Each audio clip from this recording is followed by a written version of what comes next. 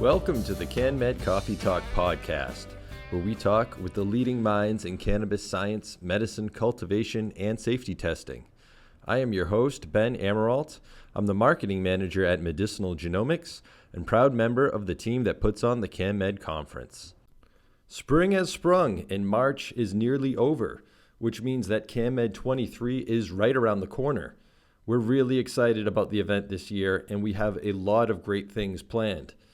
On Monday, May 15th, we will be holding 4 immersive professional development workshops, including our full-day medical practicum, a cultivation workshop focused on plant pathogens, a capital markets workshop focused on funding cannabinoid innovation, and a newly designed lab compliance testing workshop that's all about potency inflation.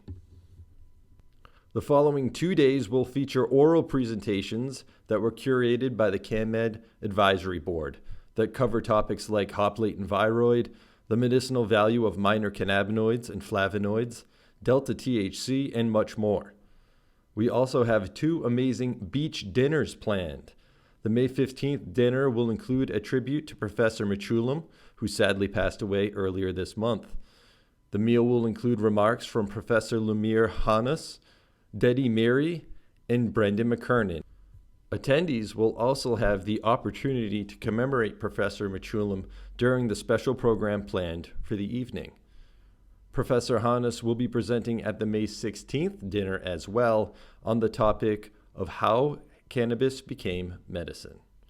As you can see, we have packed a lot of excellent content into the 3-day summit, and I haven't even mentioned the world-class accommodations and amenities that attendees can enjoy at the Marriott Marco Island Beach Resort.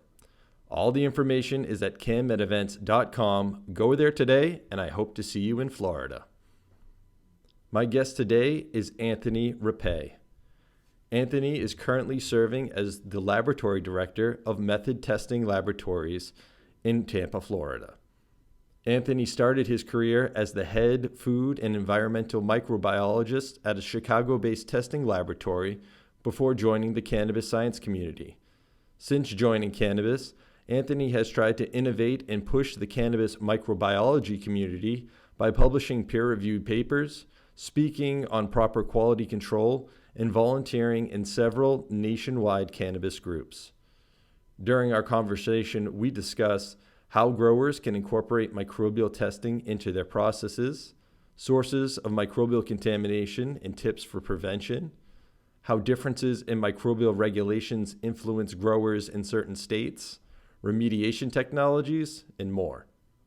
Before we get to my conversation with Anthony, I'd like to thank this episode's sponsor, RS Biotherapeutics. RS Biotherapeutics' mission is to harness the therapeutic power of cannabinoids in the research, development, and commercialization of life-changing medicines.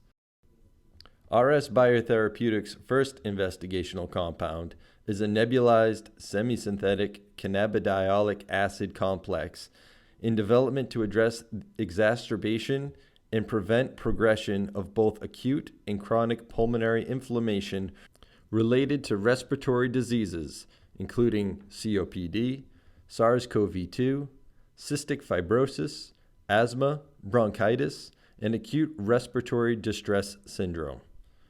More information on RS Biotherapeutics can be found at rsbiotherapeutics.com. Okay, and without any further ado, please enjoy my conversation with Anthony Repay.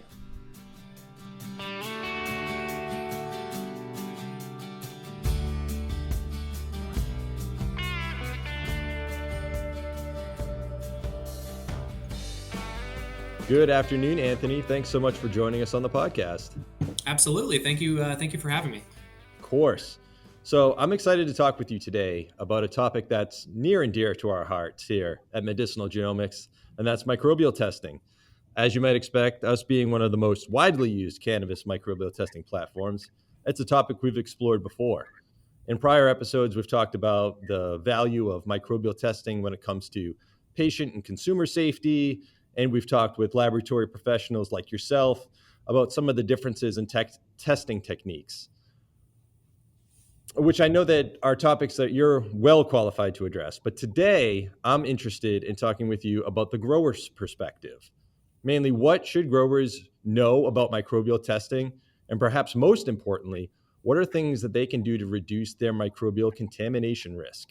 So, to start us off, I'd like to ask you, in your experience, how concerned are growers with microbial testing? And where does it rank on their list of concerns? Oh, that's a great question. So, um, honestly, I believe it's one of the most talked about, if not the most talked about subject, at least in the grower's perspective. And we have these issues where microbials they're not seen. I mean, obviously, we have some powdery mildew, and we have visible mold growth, botrytis, and all of these different things that are visible. But when it comes to generic microbial, it's hard to detect. I think of, I subcategorize different things between, chemistry and microbiology. In most laboratories, have a pretty robust chemistry department that will allow them to do pesticide screening, heavy metal screening, things that can cause compliance failures.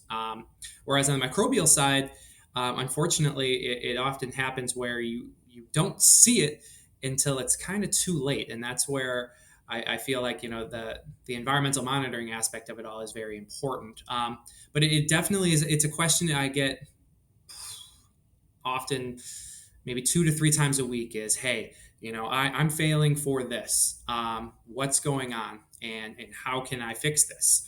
And it just kind of I know it's on everybody's radar, especially as we look at different states and we look at different multi-state operations that they're trying to bring a cookie cutter approach to different states. So, like for instance, if we look at so previous to my tenureship came from Nevada, and so we have a whole different experience or threshold testing and present absent testing that goes into the Nevada regulations. Whereas currently I reside in Florida and do compliance testing in Florida, and we have I wouldn't say completely different, but we do have less things to test for. For instance, in Nevada, we're testing for enterobacteria, total coliform analysis, and in Florida for threshold testing. And your present absence are basically the same. And in Florida, we're generically just testing for total yeast and mold. So as we bring these cookie cutter approaches to different MMTCs or different places, it can struggle. And the best I can say is keeping a good, clean operation is my first approach. And you'd be shocked when you go into some of these places, and you see what is going. And I think back to previous places that I've had where I was visiting, and of course I can't say any names, but and, I don't know if I can even say that in your podcast, but I think back to different places I've toured, and they're like, we're failing for mold, and I'm like, oh, okay, yeah, let's figure this out. And can I come on site? And of course, I come on site, and I'm like, well, you have standing water with mold on top of it, and they're like, well, yeah. That, and I'm like, well, that if it's in your facility as a whole, it's very easy to get tracked into the grows, and just it needs to be clean from front to step, from front of the house to the back of the house. And that's the cleanliness is the first place that I start with. And that's just how it should be. I mean, if we think of these like this is people's medicine. Not only that is it's a plant. So not only do you have the botany approach to keeping things controlled and aseptic and clean, but you also have that this should be also as clean as a medical grade facility, and it should be treated like that. And so that it definitely is one of the larger questions that I hear from. No, and that's a great point when you talk about microbial. It's hidden; it can't be seen. And I think with a lot of, you mentioned powdery mildew, and now hop latent viroid is another thing that's hot on everyone's mind. Those are things that are actually affecting the health of the plant, right? So Absolutely. that's something that can be sort of apparent to a Right. grower. But I would imagine that in a lot of cases, growers don't really know that they have a problem with microbial contamination until they send a sample to labs like yourself and they get the results back. Is that right? That's pretty correct. And that's where, so like each state again is different. So in Florida, for instance, we have a pretty heavy R&D side of testing. So that being said, when samples are submitted, they're more often than not, they're submitted for R&D testing first before they're packaged in. And because we do post-packaged testing here in Florida. So they do, R&D testing, screen it for their pathogens, their microbes that could be failing. And then when they package it, then you get the compliance testing. So you're kind of doing it twice to confirm on the front end. So they would see it on that R&D side so that they can do some remediation and anything along those lines. And then, but then on the packaging side is when things get difficult, where you have compliance failures. And then, those are very costly from not only from a grower standpoint, but from just trying to figure out what happened. And then, I mean, the question, I guess the key of it all is that, test early and test often. Right. Is don't it is costly, and I understand that. And you have different avenues to kind of do things here. As you can do, in-house screening. You could do, submitting R&D samples to a third party testing to do out of house testing to just kind of screen for these, to monitor where it comes. It also comes in, how you mentioned how like you don't really know if you have a problem until you have a problem. It depends on how your grow is set up, truly. And I've been to several different grows now where some of them are very compartmentalized, where the grow tables are actually, and for your guys' visual reference, it was an old like storage unit facility.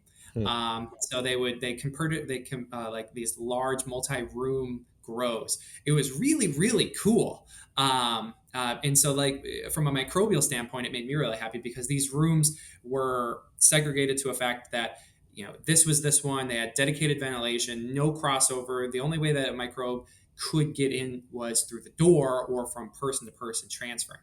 And so from those instances, you can kind of subject it and kind of look at the results. And okay, so room 12 has been failing. We've failed, 10 of our last 20 lots out of room 12. What are we doing in room 12? And that's where your remediation steps come in. So when the room comes down, you go through your drying process. Are you cleaning properly? Air ducts. Are we cleaning the ducts all the way properly? What are these next steps to make sure that next grow, that next harvest that goes into that room is also not contaminated? And on the other side, the flip side of it, I've seen grows where they're giant facilities, just one giant room full of marijuana, and each table is that table 1, table 2, table 3, and if that's the case, if you're having a trouble in that one room, you could cost you your whole grow at that point. So it's best to find a way to kind of separate, and then treat each table or treat each room as its own separate entity, so that for instance, when and it comes to strains too. So like some strains seem to have a denser, a more robust, I guess bud would be the term I would use. And then some are not as big, they tend to grow, smaller buds. And in treating each one of those different with the light cycles and the cleaning cycles is just important. Yeah. No, and you make a good point of test early and test often. So Yeah. how early and how often? I mean, is it throughout the plant's sort of life cycle, or is that sort of just taken as, one point in time, and then it's the processing, the drying, the curing, or is it all of the above? So like how often should they be testing? Absolutely. So this is again from the microbiologist perspective, and of course from the third-party labs perspective. So take that into account, but also Sure.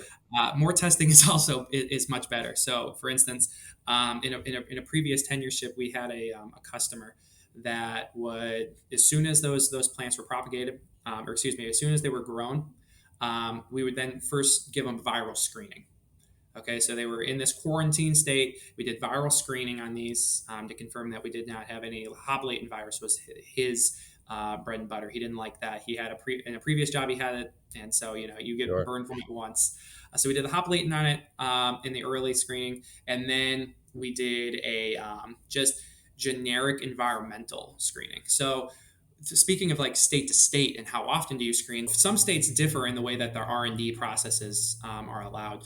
for instance. So you need to find ways to get a representation of what that sample could give you on a microbial standpoint by testing the environment around it. And so, quite frankly, by putting in a robust environmental monitoring program will allow you to just kind of get a general idea of how your facility is doing, but also the idea of how that room or that grow is doing specifically. And the easiest way to do this is to do zoning techniques. So this is pretty good lab practice, but also pretty normal in your routine grows when it comes to like lettuce testing, tomato testing, but and then also food testing as well, is setting up a zone network of how often do things come into contact.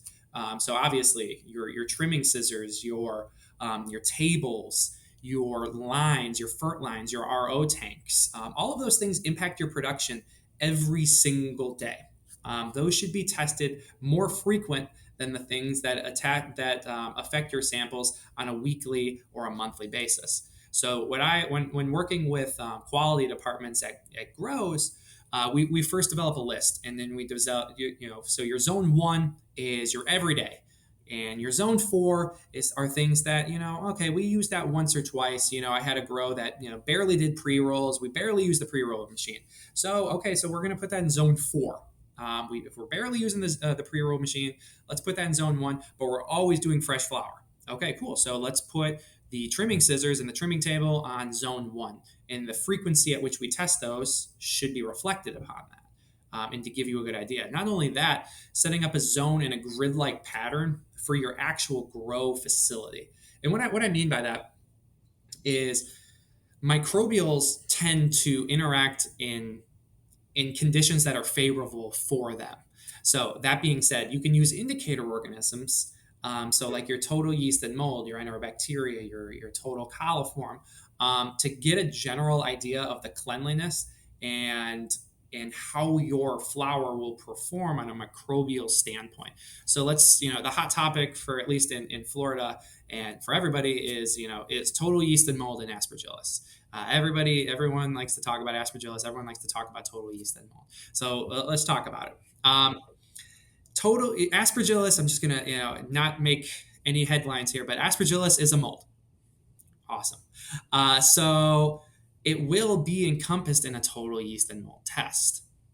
So that being said, by doing generic total yeast and mold analysis on different areas in your grid-like pattern in your facility, you can then kind of think, how likely will aspergillus grow in these conditions? Because they're more favorable to grow in things that are favorable to them. So setting up, like for instance, when I talked earlier about the cultivation that was from a kind of like an old storage unit facility. And so I treated every room in a grid-like pattern. So I would go, front, middle, back, side. And what we would find is that there was not a lot of light that was growing in the back left corners. This often yielded and popped high on my total yeast and mold environmental tests, and they were also feeling for a lot of yeast and mold. So as long as we're focusing the clean on those hot spots that we know tend to grow that total yeast and mold, you're going to cut down on your failures, or at least try to cut down on your failures. And then what I say is, okay, we find the hot spots.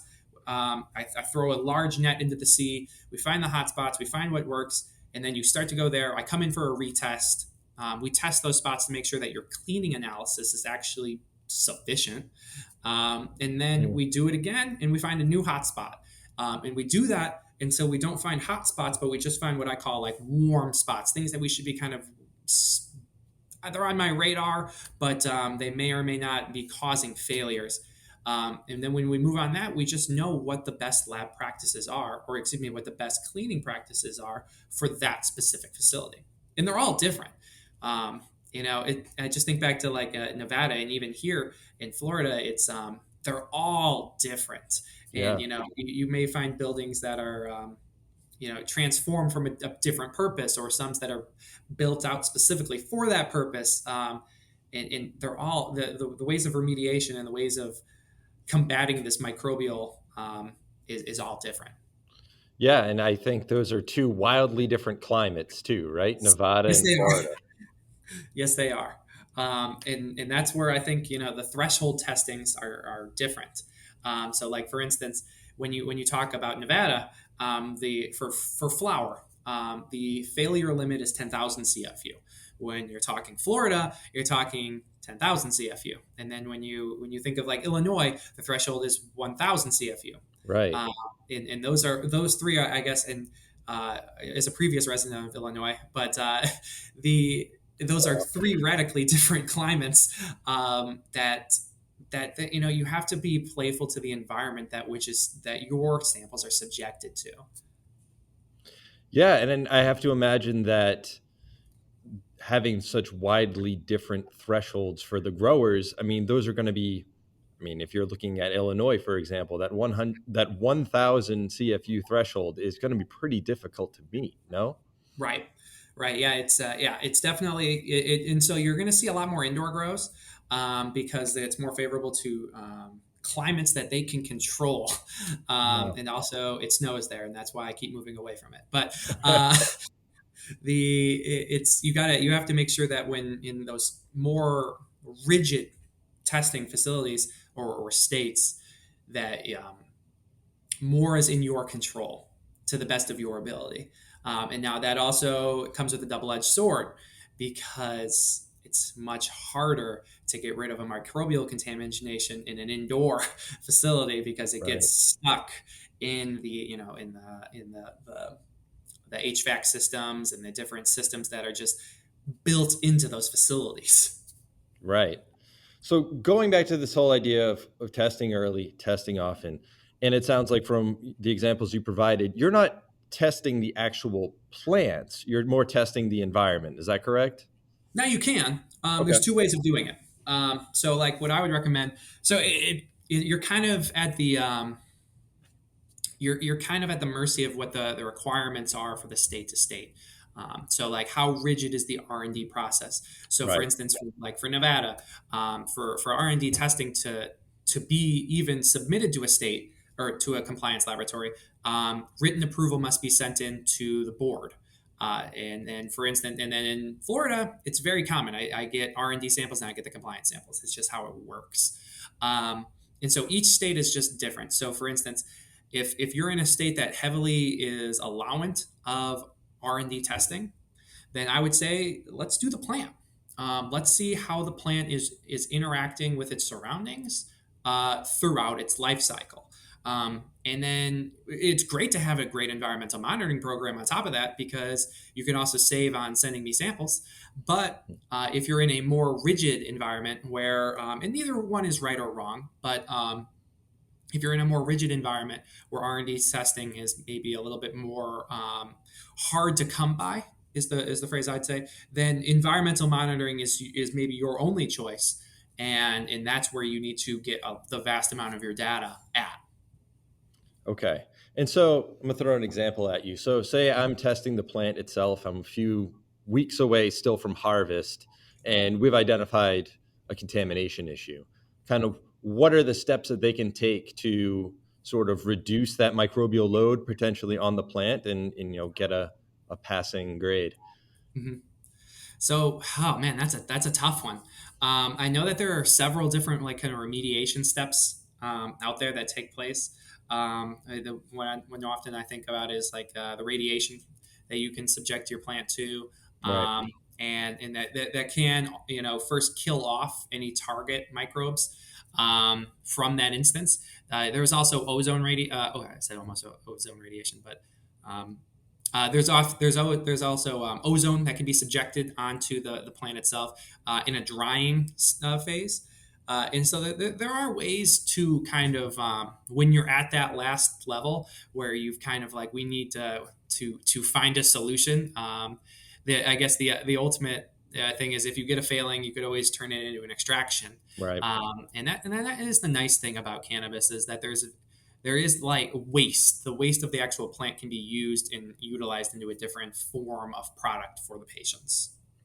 Right. No, and I wanted to get your thoughts sort of on irradiation and some of these sterilization techniques. How does it affect the quality of the product? Yeah, I don't know too much about that to be honest with you. Okay. But I mean, when it comes to quality of the product, I don't know where you want to cut that, but I don't know too much about it, to be completely honest with you. I've heard multiple things where, it depends who you talk to be completely honest with you.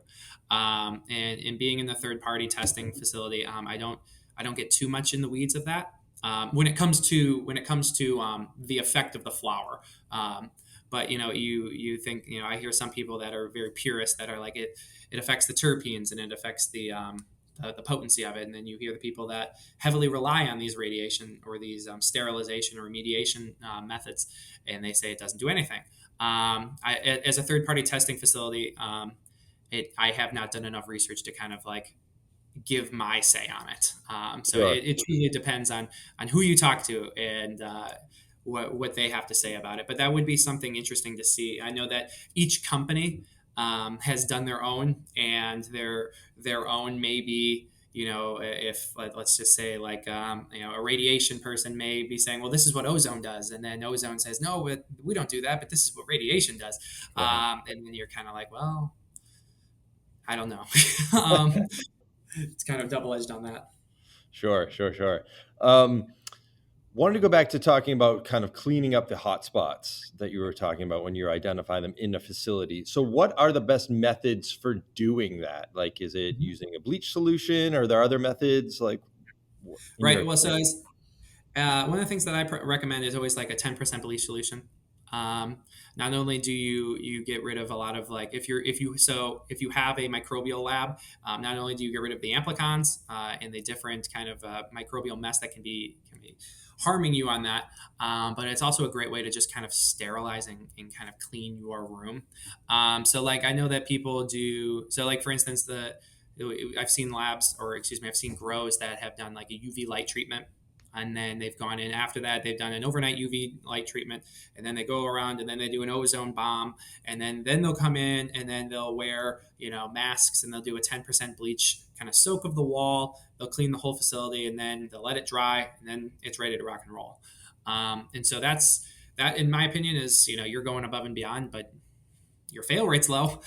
So is as long as the ends justify the means. That's what I would say. So for sure, making sure that you have cleaners. 10% bleach is what I always recommend for my growers. Right. And so you're saying too that, when you're turning over a room, once you've done a harvest and cleaned everything out, do a good sterilization before you're introducing new plants. Absolutely. And you'd be surprised with like what can be left on those walls and what can be left on the ceilings and in the HVACs in the especially in the dry rooms.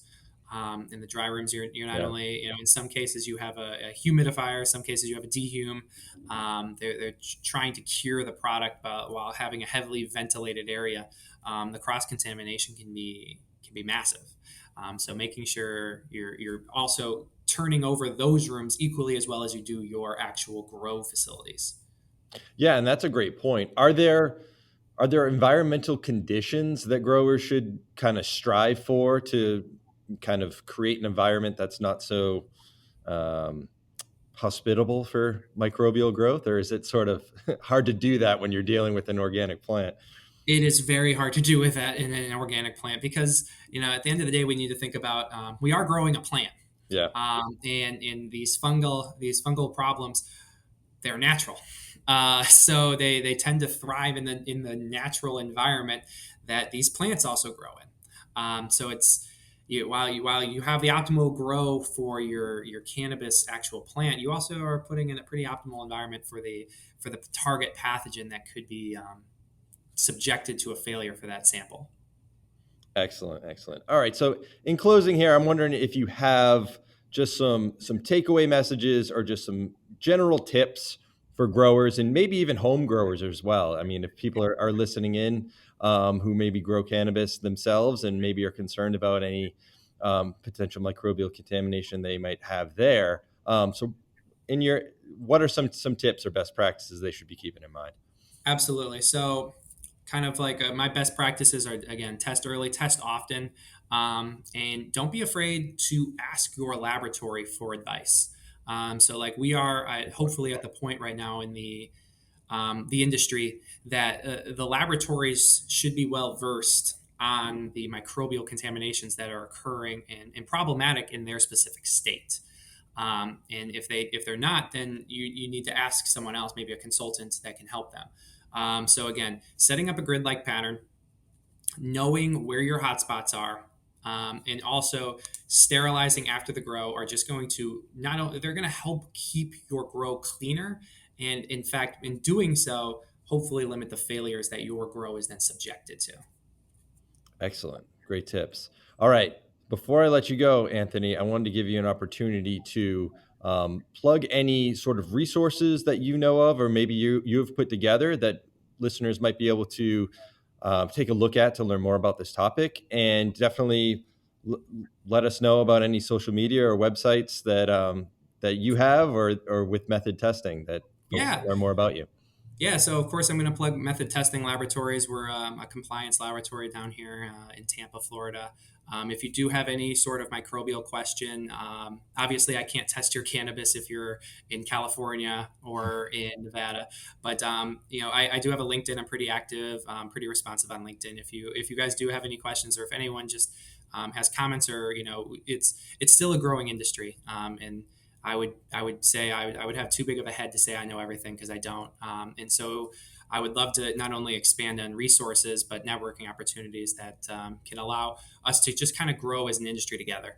Because ultimately that's how we're going to get better as an industry, is if we grow, we network, we talk about the different problems that are here. And of course, at Method Testing Laboratories, we're always here to help from not only a testing facility standpoint, but also a microbial standpoint, with having not only myself, but an expert group of microbiologists here on staff that are able to help at whenever we need. So.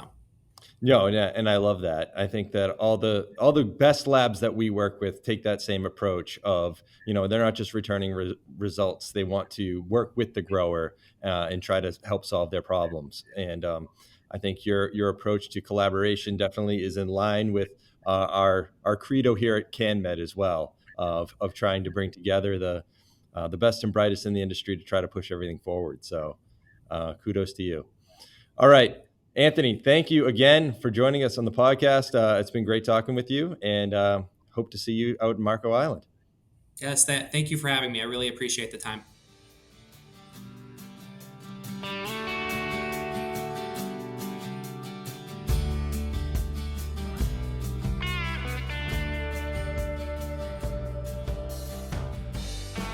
I hope you enjoyed my conversation with Anthony Repay. Check out the links in the show description to learn more about the topics we discussed. And thanks again to this episode's sponsor, RS Biotherapeutics. Our next episode drops April 12th. That's 2 weeks from today. In the meantime, don't forget to check out the CanMed 23 schedule at canmedevents.com. I think you will find that not only does our lineup include some of the biggest names in the industry, but they are also addressing some of the most important topics, such as hop-latent viroid and other plant pathogens, the efficacy of minor cannabinoids and compounds, delta-8 THC, lab shopping, and more. You don't want to miss out on this opportunity to learn from and network with the leading minds in the industry at a world-class resort. It's going to be an amazing event, and I hope to see you there.